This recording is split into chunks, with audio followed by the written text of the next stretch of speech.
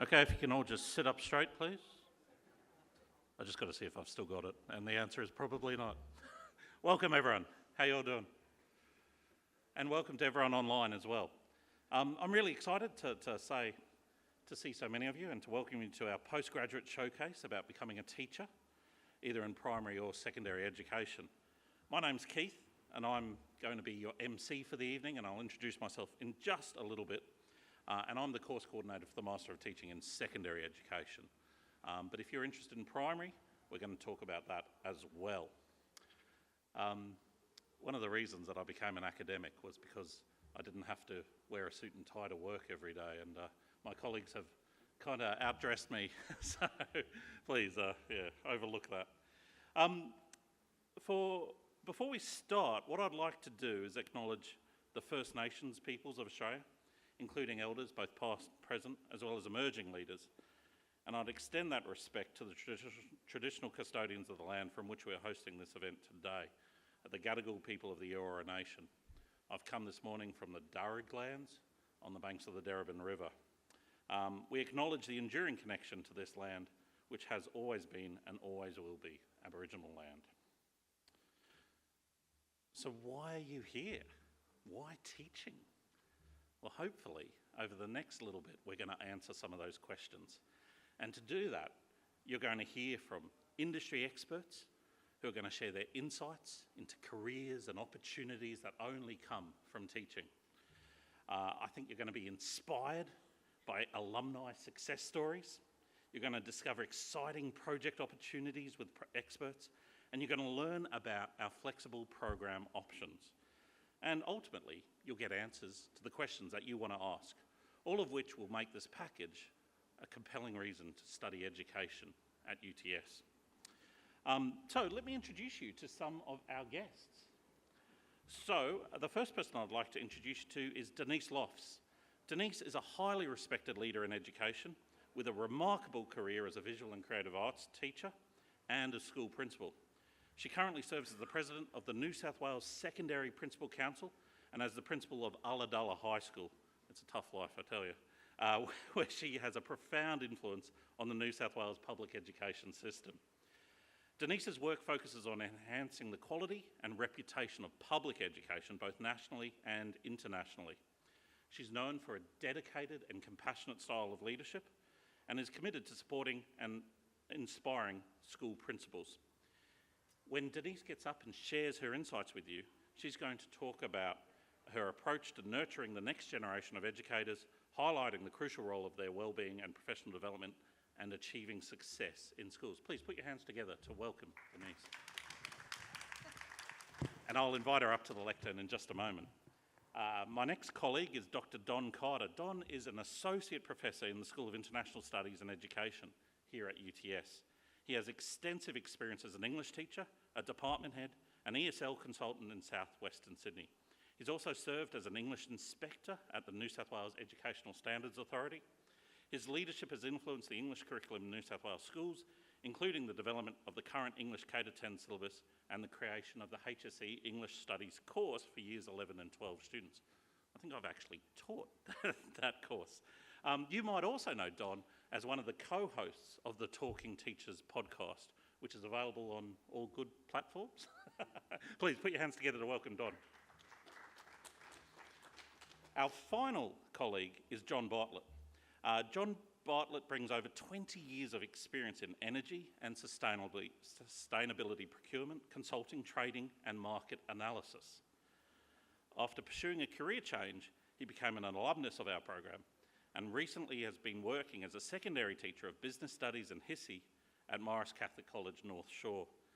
Just a few short months ago, I was teaching John in his final subjects, and now he's out there as a fully fledged teacher, telling me all kinds of stories about what he's getting up to.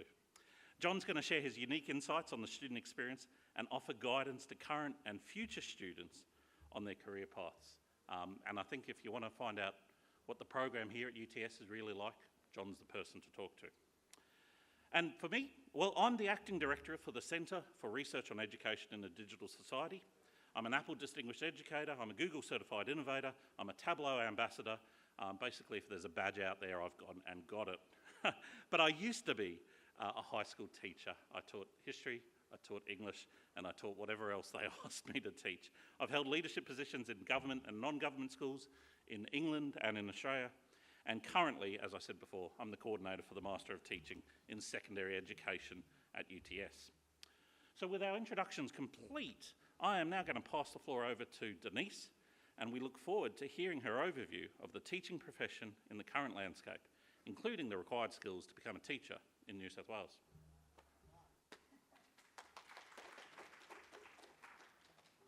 Okay, can you hear me okay? I'm not quite. I too would like to acknowledge the Gadigal people. 60,000 years. This was and will always be a First Nations land. I come to you, I live on Murrumarang land of the Yuin Nation on the south coast of a place called Ulladulla. I'm currently the substantive principal of Ulladulla, but currently I'm taking on a role as the president of the New South Wales Secondary Principals Council. With membership, that's all the public school secondary principals that I look after and make sure that they're getting on with their job. So I'd like to clarify that I haven't actually, I might have said that I was Dr. Denise Loft, so I'm actually not. I'm actually hoping to submit my thesis this time next year, and I'm actually researching philanthropy and what it should do to improve equity in rural schools. So I've interviewed a whole lot of philanthropists, and I've interviewed school leaders. So I look forward to finishing that, just to say. So I'm just a learner. And that's what every person who works in schools, we're just learners. And I just want to kind of bring you into that realm. So I've built my school around the philosophy, if you don't feed the teachers, they eat the students. So the most important people in my school are my teachers. And, you know, I will talk about also the fact that principal work and how we tell the story and how we lead. We're the biggest group of secondary principals in the Southern Hemisphere that are collectively, and we do tell our story about the complexity of our work, and that's something that you know, I will kind of talk to more. And it's our stories that we tell. We want young people to be able to read, and not because it improves our PISA results, but the research tells us then when young people read, it builds their empathy. And when they read, they show a greater sense of understanding other people. And as you know, it seems to be that there is a divisive element out in our, social media. But if you read stories about people, then you start to show empathy. And I'm kind of getting this going to move toward, we want young people so that they have a voice, they can tell stories, they can advocate for a better life. They're the most valuable resource we have. That's the fiscal answer to where we're up to. In secondary schools, we've banned mobile phones because we want to influence a generation. So this is where the future of where you as teachers come into the story. It's graduation time, if you might not have noticed. And it was quite strange this afternoon as I wandered through the buildings of UTS. Literally one building connects to each other, and there's this feeling in the air that graduation's on. With a university as large as this, it's quite inspiring. I didn't know who's graduating, but the feeling is the same. The camera crews, they're lined up, there's the photography booths, the graduation merchandise, the briefings, the overhead big screens beaming in the keynote speakers, the deans, the professors, and of course the graduating class. The opportunity to graduate, what a great thing that is. This is probably only one of 2 or 3 ceremonies that have happened today. It's a big deal. Education is a big deal in general. I remember clearly my undergraduate graduation at Newcastle University. My postgrad was here. I did my master's here at UTS. And only quite recently, I remember giving the occasional speech to a graduating group of communication and education students.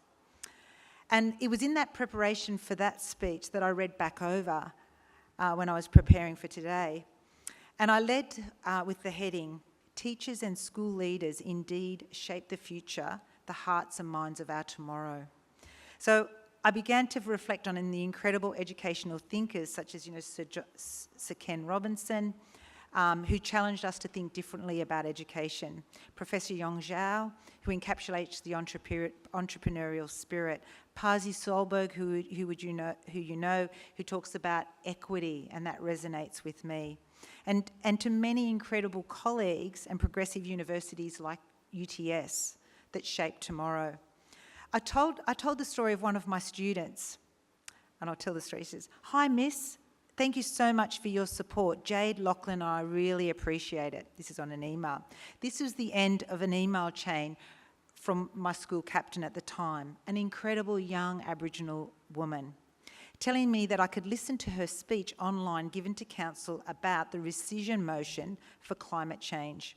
Letters to be sent from the council to Parliament House, Canberra, and how she was representing the youth of the Shoalhaven along with 2 other students from Ulladulla High School. She said, "Oh, do you mind if I wear my school uniform?" I said, "Knock yourself out, that's great."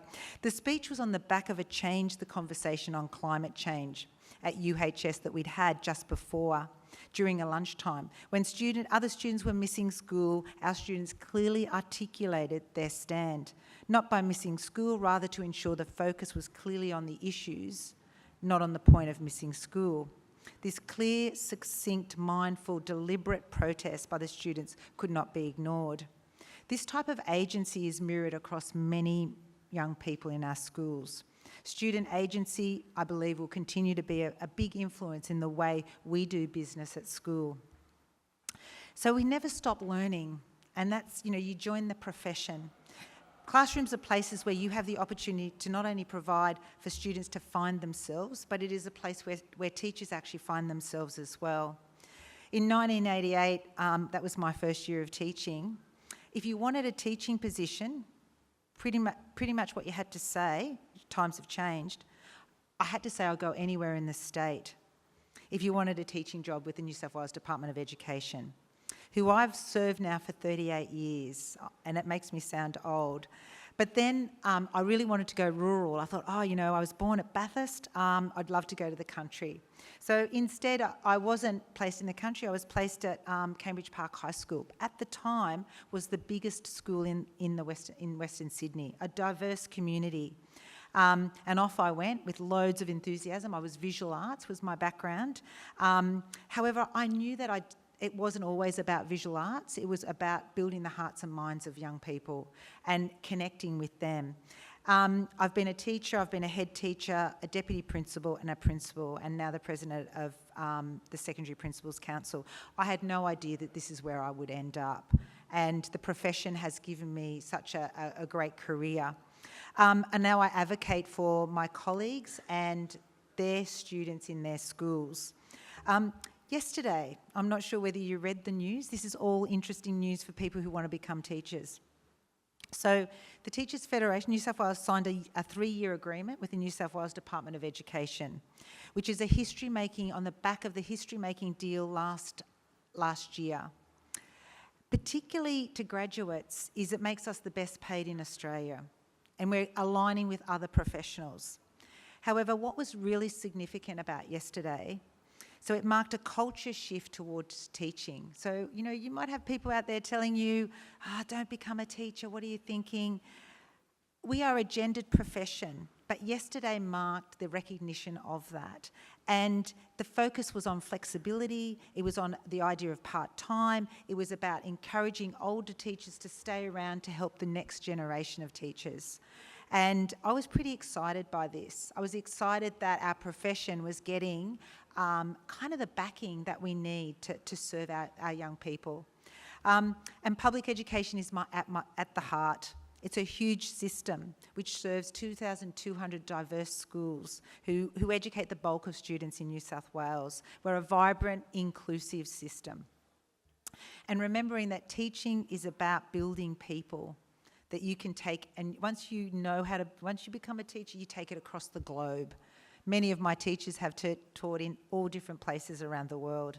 So I guess what I'm going to finish off with, and I could talk underwater basically, principals can, but if you see this as your future, you're joining the Future Teachers Club. It's what it means to be a teacher, and become a teacher, and I can answer any of your questions, but it shows that you believe in young people and you believe in the future. And you're not really chasing the big money, but you're really going to live a life of purpose.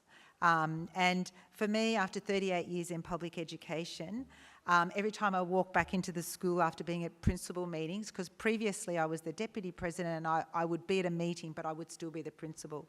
And I would walk back into the school and I was very much energised by my students. They are the future, and, they are hopeful. They have dreams, and they have so much potential. And all the teachers in the system believe in their future as well. So, and it's kind of the purpose of what I do and what I get up and like I said, we don't make $1 million, but we certainly do make a difference, and the work that we do really does matter. So I hope that I welcome you into the future, the Future Teachers Club. All right, thank you very much. Thanks very much, Denise. I really like the line, as a teacher, you live a life of purpose. That's excellent. And it's true. And I guess you're here now because you want to get some more insights into the teaching profession and hopefully come to UTS. I want to talk to you about the primary degree. This is a brand new degree and we are very excited about it. We have a great reputation in teacher education at UTS, particularly in the primary sphere. And we believe that this degree will strengthen our reputation, and we actually have a double vertical stack degree starting next year. That's for people who are going to start off as undergraduates. But tonight it's about postgrads. Can I ask how many of you are thinking of becoming a primary school teacher? 1, 2, 3? Great. There could be more, you're just a bit shy of putting your hand up. All right, I'm happy to take questions over a water or two at the end, but let me tell you a bit about the degree. First of all, there are some Commonwealth-supported places available. Now, that is where the government chips in some money, plus you chip in some money for your degree. Information and specific information is on the UTS website. It's competitive. You have to show that you're interested, you have to apply, you have to include a personal statement, and there are deadlines. And I think the first deadline for autumn next year is the 24th of November. So please look on the UTS website. So I want to talk now about the degree itself. So you do a degree in primary education that qualifies you to teach kindergarten to year 6, here in New South Wales, across Australia and internationally. You can teach in government schools or in private schools. It's the full qualification. The content is largely governed by the New South Wales Education Standards Authority, NESA for short. And you have to do subjects in what's called the KLAs, the key learning areas. And you'll see them up on the slide: English, maths, creative arts, human society and its environment, science and technology, and PD health PE. That's mandatory, and our subjects are based around those KLAs. Our subjects also include inclusive education, digital learning, working with and for Indigenous Australians. And that's part of why we think our course is distinctive, those particular subjects. But one of the good things about the degree is that you do 60 days professional experience. That means a school placement. We find a school for you and you go do 3 20-day blocks across that school and maybe another one. And that's where you get that hands-on experience. That's where you get to implement the things that you've been learning in your coursework. The good thing about the way we organise it is that we get our students out in the schools early on in the degree. And this allows you to say to yourself, is this for me? Is teaching for me?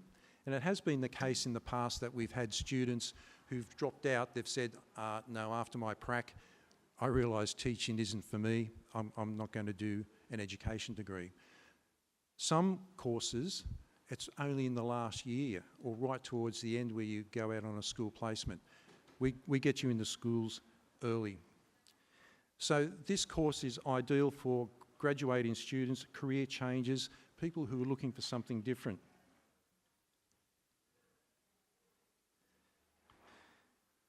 So you'll see in this slide, there's the primary education core. There's a subject called digital supported learning, resetting the future Indigenous Australian education, inclusive education, I've mentioned, maths, teaching EALD and literacy in primary schools, professional experience, the teacher performance assessment, that's at the end of the course, professional experience, the primary school child, and then classroom management. Obviously, classroom management is a very important subject, and we certainly emphasise that along with the other subjects. One thing that I will mention is that across Australia, it's a requirement that every teacher education student has to undertake what's called LANTITE, Literacy and Numeracy Test Initial Teacher Education. And you have to pass the literacy test and you have to pass the numeracy test. So that's integrated into your course. It's not run by us, it's run federally by the Australian Council of Education Research.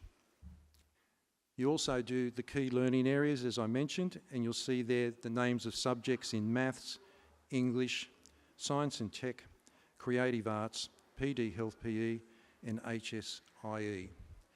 It's a mandatory requirement that you have to do more English and math subjects than some of the other key learning areas. So what this does is it gives you the content knowledge of the curriculum, but also we teach you how to teach that content. It's not like we say, okay, you're going to go teach, cloud formations to year 6.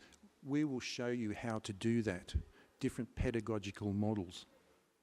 So I will mention also that this degree is currently with NESA, going through the accreditation process. We've been working with NESA closely. They've been giving us input along the way, and we're confident that there will be a favourable decision by the end of the year. So admission requirements. Into the degree, because it's postgraduate, you need a recognised bachelor's degree or an equivalent qualification.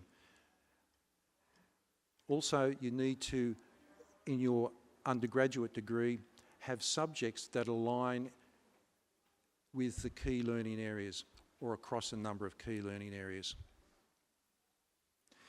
You also need to do a personal statement, and this is for all universities. You need to, and it's on the UTS website, there's 4 questions about what makes you want to become a teacher, your motivations, some examples you can give about how you've managed deadlines, organisational work, and so on. So that is for all of teacher education students around Australia. Okay, so I'm really hoping that this has whetted your appetite, and the 3 people who's indicated they want to become primary teachers has now doubled or tripled. All right, thanks very much. Over to you, Keith.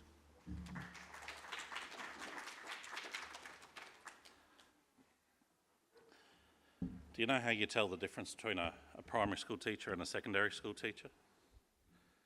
So when you talk to a secondary school teacher and you say, what do you teach? They'll say, I teach business studies, or I teach mathematics. You talk to a primary school teacher, they say, I teach children. I'll let you work out which one you think's the best answer for that one. All right, I get to talk to you about the Master of Teaching Secondary, which is the course that I'm in charge of, and if you haven't already worked out, I'm pretty excited about it because I think it's a fantastic course. And I think it offers things that some other courses that are competitors might not. So let's have a look at how it's all structured. And of course, being a teacher, I'm desperate to get out from behind the lectern and walk around the room, but then I'll lose the microphone, so I won't do that. But this is how it's structured. And let me just go through some of this, because some of it has got some language that is a little bit complicated, and I just want to make sure you all understand what you're possibly signing up for here. The first thing is that there are 7 core subjects. These are the things that teachers across all the KLAs need to know. And what I like about this course is that there is no filler okay? It is all stuff that you're going to be putting into practice in your very first day in the classroom. So we teach you about using digital technologies, because that's a central part to being a teacher. Regardless of what subject you're going to teach, you need to know how to use it. We teach you literacy and numeracy, because whatever else we all are, just like Denise said, we are all teachers of reading and writing and also numeracy. What else do we teach you? There's a subject called professional learning. That's where you start to understand how schools operate and start working with teachers and things like that. You'll go out and you'll visit some schools at that point. We've got a subject on inclusive education, which is about meeting the needs of students with special needs or additional needs, which is a really important subject. And of course, there's a subject on Indigenous education, which is central to the Australian curriculum and the New South Wales version of the Australian curriculum as well. Then we have two options.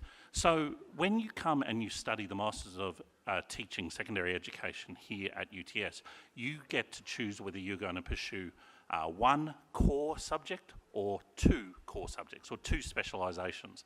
So for example, you might be an English teacher and that's it. Or you might be an English and an EALD teacher. Or you might be an English and a society and culture teacher. Or you might be a business studies and an economics teacher. So whether you have one specialist area or two specialist areas means that your subject choices change a little bit. Ultimately, what it means, if you do two subject specialist areas, you have slightly fewer electives because you need to do some of the other subjects. So let me explain what I mean by that. You'll see that if you're doing a single teaching area, you have to do 3 teaching methods. So these will be named after your subject teaching area. So if you're going to become a business studies teacher, you will do HISI, Human Society and Its Environments Teaching Methods 1, Business Studies Teaching Methods 2, and Business Studies Teaching Methods 3. That does not teach you about how to run a business. We assume that. That's why you've got an undergraduate degree. But it does teach you how to teach those subjects. It familiarises yourselves with the content that's in the New South Wales curriculum or the New South Wales syllabus. Now, this is really, really important. When I get onto the next slide, you'll see the kinds of subjects and specialisations we offer. You won't see ancient history up there or modern history. And people always say, oh, Keith, does that mean that I can't come to UTS and not be a history teacher? No. It means that we don't offer specialisations in ancient history and modern history and geography, but you can still train, and in fact we do train you to be a HISI teacher for stages 4 and 5. So when John gets up in a moment, he's going to explain that he's currently teaching stage 4 history and geography because of how we trained him here, okay? But he won't teach those in stage 6. In stage 6, he'll teach business studies, because that's what we train him to do, yeah? If you do 2 subject specialisations, so let's say you're going to be a maths and a physics teacher, you need to do the first as your major, so you'll do mathematics teaching methods 1, 2 and 3, and then you'll do physics teaching methods 1 and 2. Okay, so you've got to do a few extra methods. Again, we're not going to teach you the maths content, we're not going to teach you the physics content, that's assumed in your undergraduate degree. We're going to teach you how to teach those things, the pedagogy of the idea. And then there is a whole range of electives, and we're fortunate to have some really interesting electives. My current favourite at the moment is called Crunch, just because I like the name. It's all about learning analytics for performance improvement. In case you don't know, understanding data and making good use of data in schools is becoming increasingly important. So that's a very popular course at the moment. All right, this is what it kind of looks like for a full-time student spread over 2 years. You can see that there's 4 subjects in each semester, and it's a good mix of when you do your electives and when you spread out. The important things to keep an eye out there are the subjects called Professional Experience Teaching Placements, PETP1 and PETP2, because those are when you go out into your schools. You will do 60 days of placements over the course of the 2 years. And that's when you do them. Okay, so we throw you into the schools adequately supported and ready for it, but we get you into the schools as soon as possible. And one of the great things that we've discovered, and I think this is testament to our course, is that our students are ready to teach when they are doing their professional experience teaching placement too. So often they are very much in demand from that point on, being asked to come back for casual teaching or being asked to actually, teach full time. Which shows how ready they are.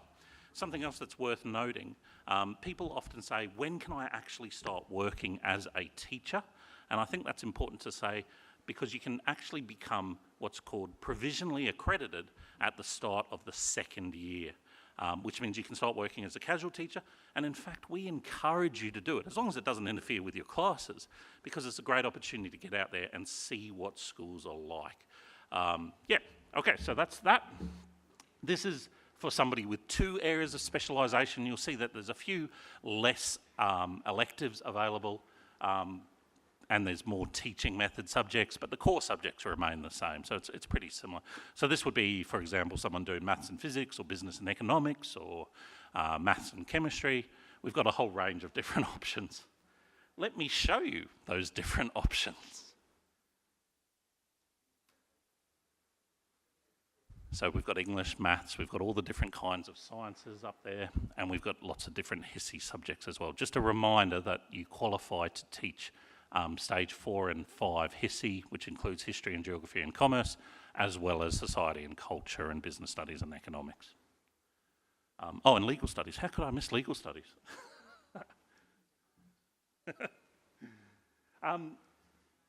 Okay, so this is a really important point. And this is something that we are more than willing to help you with, but it's often something that's best done on an individual basis. So you might be thinking, how do I know if I've got the requisite subject content knowledge to become, for example, a mathematics teacher? Perhaps you've got a degree in science, you know, an undergraduate degree in science. Does that have enough maths to allow you to become a maths teacher? The best thing we can do is actually sit down with you and look at your transcript and count up the requisite subjects. Because what NESA does, the New South Wales Educational Standards Authority, they say that you basically need at least 6 subjects of a certain level. And not all of them can be first year, and not all of them can be later years. And if you've got 6 subjects, that counts as a major. And if you've got a major, you can teach that subject. So if your degree has those 6 subjects that you need, then we will be able to offer you a place where we can train you to be, in this example, a mathematics teacher or a business studies teacher. It gets a little more complicated than that, and this is why we suggest that it's done on a one-to-one basis, and we look at your transcript for you and give you that kind of advice. Because, for example, in business studies, you have to cover certain areas. You have to have a management subject. You have to have a HR subject. In mathematics, you have to have at least 1 statistics subject. And so even if you've got a degree in business studies, but you don't have what NESA needs, you're not actually qualified to become a business studies teacher. The good news is, if there is 1 or 2 subjects that you're missing for whatever reason, for example, you don't have that management subject, you can slot them in as your electives, and we can offer that. So you can still qualify to become a business studies teacher with the requisite subject content knowledge. Remember I said you can do 2 specialisations? Well, for the first specialisation, you need 6 subjects, equivalent to 6 subjects or a major. And for the minor, if you were to do a minor, the second subject, you would only need the equivalent of 4 subjects. And again, just to make it complicated, NESA says not every subject can be a minor. Okay, so again, that's a good chance for us to have a discussion about how it all fits. And not every subject can be a major. Okay, so for example, if you're going to become an English as an additional language teacher, that's always got to be a minor. And so normally people become English and then English as additional language teachers. Like I said, we are happy to have the conversation and look at your transcript for you. Okay. Yeah, that's pretty much exactly what I just said. These are the English language and admission requirements. You will note that you, as Don said, for the Master of Teaching Primary, there is a requirement to pass what's called the Landtype test during your testing. This is something that everybody enrolled in an initial teacher education program has to complete before they can go out on placement. And it's just a literacy and numeracy test. Basically, I always call it Year 9 level, all right? You're not going to be doing calculus and differential equations, but there will be some addition, subtraction, and that kind of stuff there. And don't forget the personal statement. Like Don said, 4 questions. Take it seriously. I read every single one that comes into the Master of Teaching Secondary just because I find it fascinating to see where everyone's coming from and why they want to be teachers. And I do reject some of them. Not a huge amount, but if they're not taken seriously, I do reject them. And there you go. So you can see those are the kind of questions that they might ask you. What inspired you to become a teacher? Lots of people talking about their families, their grandmothers. It's nice to read, it really is. And then how you've shown a bit of leadership, how you manage your time, and how you use your problem-solving skills. Nothing there about content knowledge. It's more about the kind of soft skills. I don't like that term. Human-centered skills that teachers need to know. All right. So why? I mean, it's a fantastic program. But now I really want to give you some of the hardcore statistics about why it's so important to study education at UTS, because I think there are some really fantastic statistics to show. And this is, I'm not going to read everything off. Something that you learn really quickly as a teacher is if you put up slides and then you just read off them, people quickly zone out, so I will not do that. But what I do want to share with you are just some of the highlights about teaching at UTS and why I think it's so successful. All right, so, and then I'm going to hand over to John, who's going to talk about his student experience. But one of the things that I think is really important is that our programs allow you to tailor your approach to what you're interested in. You saw the range of different specialisations that are available there, plus there's the range of electives too. Our program is incredibly inclusive. We want people from diverse backgrounds. That makes the teaching profession stronger. So, you know, when you are sitting there, you will be working with people who are doing their undergraduate degree at the same time as you are doing your postgraduate degree, and you're all learning together. Our biggest success, and it's the highlight of the course every time we talk to students, are our professional experience teaching placements. This is your chance to get out there early and see what teaching is like. And of course, you might be thinking, all right, it's a long time ago, Keith, but I can still remember what school was like. It's different when you're on the other side of the staff room door. And it's better, okay? And I enjoyed school as a student, but it's much, much better as a teacher, I think. And we find those placements for you. We work with you to make sure that it's a good placement, it fits well with you. We often have students who say, just like Denise was saying, I want to go rural. We do our best to meet those needs, and it's great when we send students out to Cobar or Dubbo, or Wee-Waa is another place that we send people to, which is great. And to give you an idea of how strong those placements are, we have more than 200 formal partnership agreements with schools. Our teaching programs are informed by the best educational research. Don and I and all the other lecturers in the program are practicing, well, a lot of us were teachers, but we're also researchers. We are deeply involved and committed to the profession and to improving the profession and improving the status of the profession. We're ranked within the top 100 universities worldwide in the field of education. That's not in Australia, that's worldwide. We're in the top 100, according to the Times Higher Education ranking. And, you know, because let's be honest, money counts. We offer Commonwealth-supported places, which can significantly reduce the cost of doing an education degree here at UTS. All right, so, oh yeah, we talked about that. I went off track. It's a career hazard. All right, so, I think this is a really important slide because it showcases the starting salaries. One of the great things about teaching is that when you graduate, you actually earn more than banking graduates. You earn more than engineering graduates. Now, it doesn't stay that way, I'll be honest with you, okay? But certainly at the start of your career, you earn well. And if you move into leadership positions, you can earn a significant amount of money. Like Denise said, we're not here to be millionaires, but, you know, it helps to be able to pay your rent. Introduce you, John. Where are you? Ah, there we are. Okay. So what I'd like to do now, and it's probably the part you've all been waiting for, I'd like to introduce you to John Bartlett, who's one of our alumni. He'll share his experiences pursuing education as part of his career change, his journey in our secondary education program, and his insights as a secondary teacher at Marist Catholic College. Please welcome John.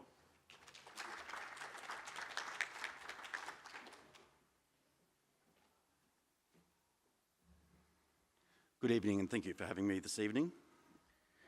As Keith said, it was my very last subject when I finished the course was one of Keith's lessons for teaching across the curriculum. And my very first class, 2 years prior, was also one of Keith's class. It's the only time we had an 8 a.m. Class in the 2 years. It was the earliest session of all of them. But in looking back to that sort of first class, now I tried to think about how confident I was going into this career change, and just reflecting on the process of applying and stuff. I'd actually forgotten about that. But when I can't remember what my confidence was like in how I was going to go, but all I can remember is that I was actually quite excited. I immediately found every lesson engaging, and embarrassingly, I now realised that I was one of these over-enthusiastic, mature-age students that I used to find annoying when I was in my 20s doing my undergrad. But nevertheless, the study in particular, and in particularly assessment tasks, were really rewarding during my study. There was a real sense of achievement I felt again in meeting deadlines and awaiting for grades to come through. And that was really motivating over the 2 years of the course. In my first semester, I had a tutor who I found was an extremely hard marker. And it wasn't Keith. I have tried to hit Keith up for some marks, and I'll talk to him about that later. No, just joking. But it wasn't Keith. But I had him in the first semester. I thought, he's such a hard marker. And then I had him again in the second semester. And then again in the third semester. By the time I got to the third semester, however, I'd actually built a respect for this person's marking. I actually was embracing the challenge and looking forward to the challenge of his marking. He held us to a very high standard. And I think to want his students to be excellent teachers says something about the degree that you're working towards. You want to still try and be the best in your profession and to challenge yourself at that at all times. And in saying that, I welcome the challenge. And when I did complete my degree, my master's, the sense of reward and achievement felt that much more because it was challenging. And the other thing that came with the challenges throughout, that I picked up when I did my placements at the schools and when I eventually started teaching, the challenges, whether you realise it or not, can create a confidence in you that you can meet these obstacles. You don't know it at the time, but the challenges do make you more confident when you do go into the classroom. And I'll come back to that shortly. I don't want to put anybody off with what I'm about to say. Teaching can be like getting teenagers to eat vegetables. You might have 5 or 6 different classes with 20 plus students, each of them liking different vegetables or wanting them cooked differently or put on a plate for them differently.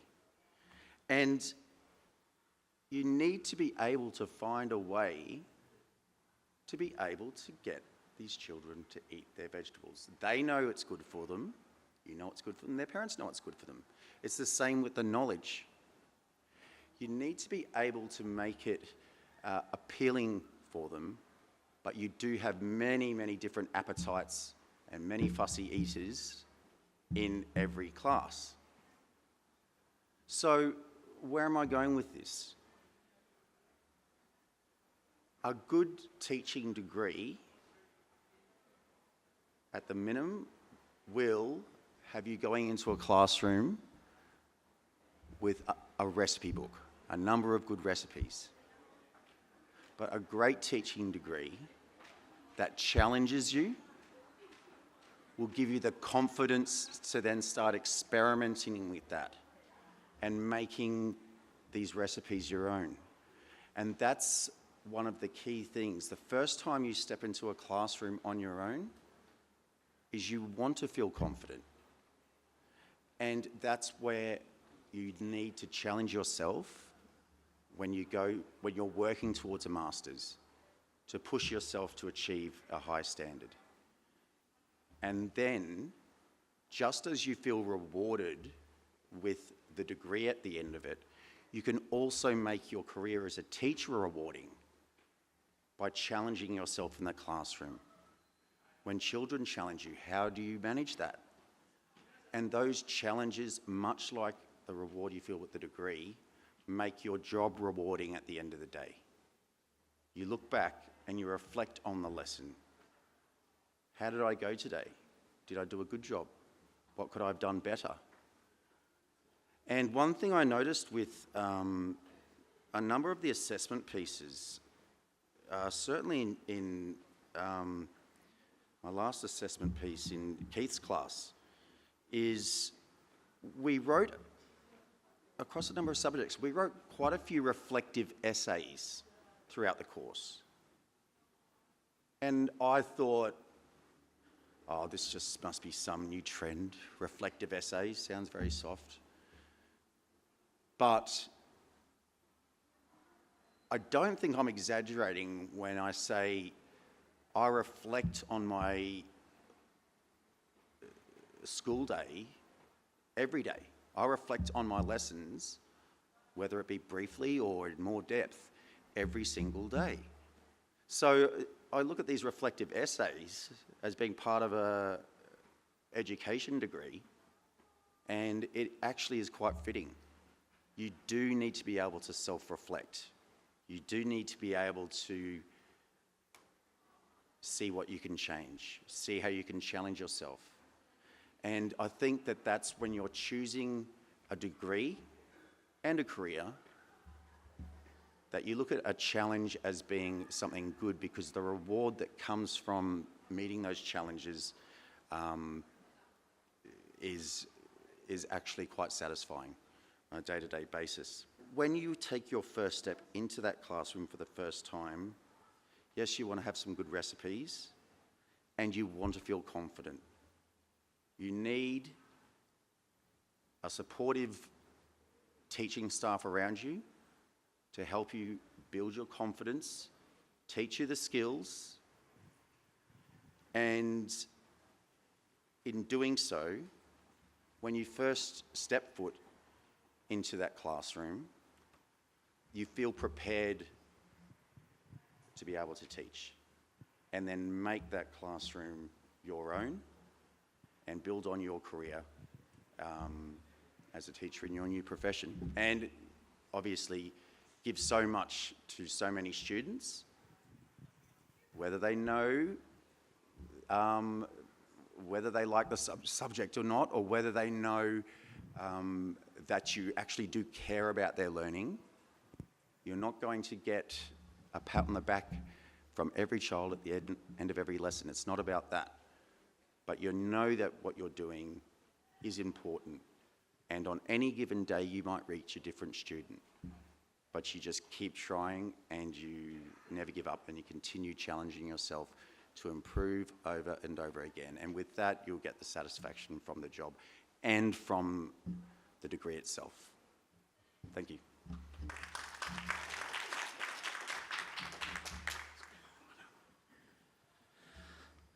Alrighty. Now we hand it over to you. It's your chance to ask our panel any kinds of questions that you might like. So there's people online who might be putting in questions and they'll field them through to me. But if you've got some questions as well.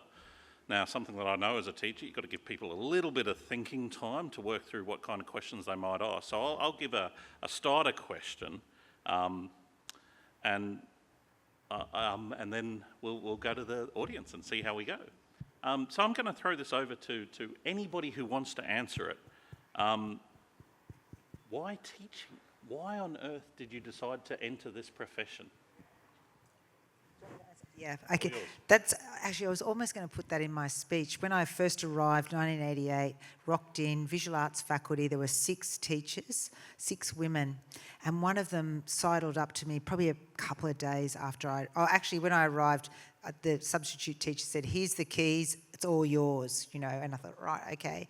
And this other teacher sidled up to me and she said, "Why have you come into teaching? What were you thinking? You know, what were you thinking?"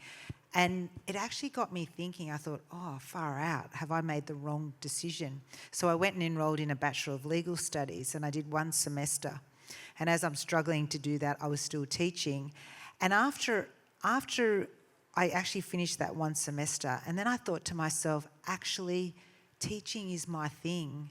I love being with people and I loved being with the students. And just because that was her opinion about her, you know, what she was experiencing, I actually really loved being around young people. And they're not great, and I love the vegetable thing. Like, seriously, they're not always going to eat their vegetables, but really they are tomorrow. And I felt that once you connect with them, and I thought that the people, the students, I loved working with the other teachers. We had a lot of fun. And we really did, it is a fun place to be, and you actually get to hang out with young people. With all due respect, when I'm over here at UTS, I'm hanging out with lots of older people, except for their students. But it's really interesting. It's a young people. You walk in and they are young people. And, if you've worked in an office environment and there's been lots of adults, they're pretty hard to work with as well. So just comparing. Fantastic. All right, I want to hear from the audience. Is that all right if we go to the audience? So please raise your hand, and we've got somebody with a mic who'll come around, and just wait for the mic. Oh, thank you so much for your presentation. It's very informative. I'm currently pursuing my PhD degree in languages and cultures, but I'm thinking to make a transition in my career development, because I always have passion in education and teaching, but not to college students, but to primary or secondary school students.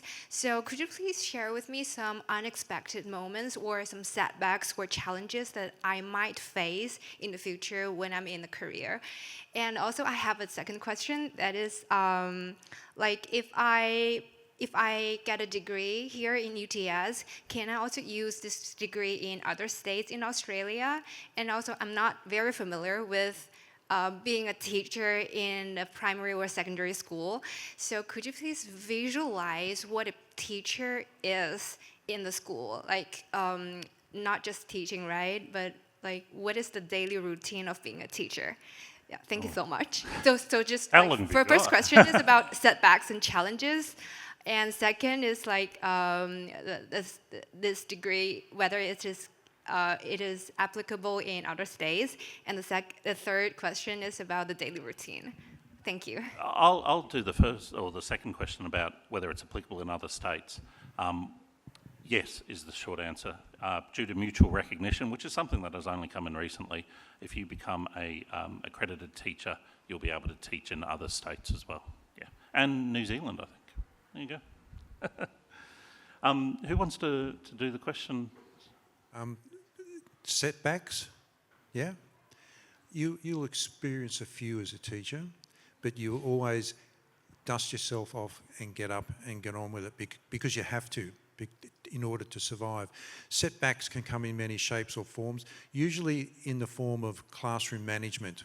Until you assert yourself in the classroom with your classes, you'll find it difficult because kids are kids, they'll test you, and it takes a while.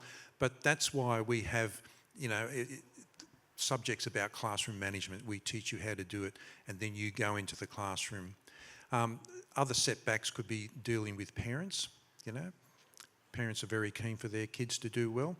Other setbacks could relate to your lesson planning, getting your lessons right, getting your units of work right, and that takes time, and you tailor them not only according to the syllabus and curriculum requirements, but to the kids who are sitting in your classroom. And every class you go to is different.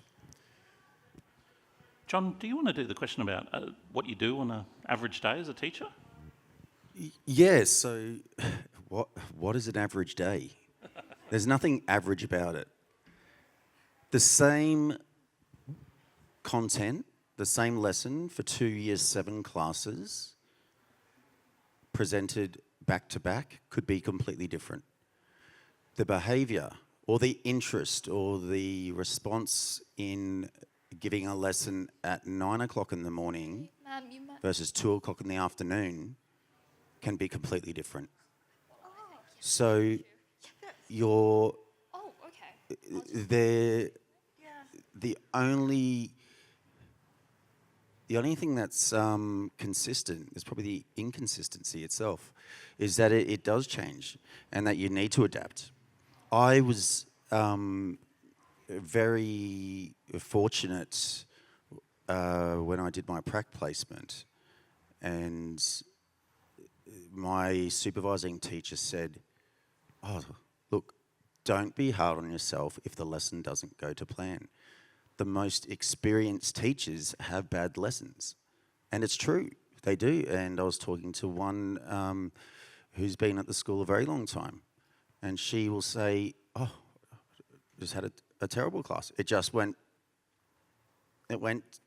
terribly." I'm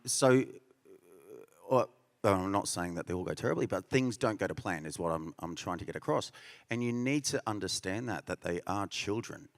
And what you're saying to 20, 25 children in the room, one day what you're saying might be really interesting to them. The next day, they might be distracted by their excitement of going to the football the next day, or they've had a disagreement with their friends, or there's something else going on in their lives. You need to understand that just because you're at the front of the room and talking to them, what you're saying at that point in time might not be the most important thing to them on that day. But, of course, it's important that you're trying to help them learn it, and you adapt around that, and you try different skills, different recipes, as I said, to see if you can get them to absorb the information. So every day's different, which is good, yeah.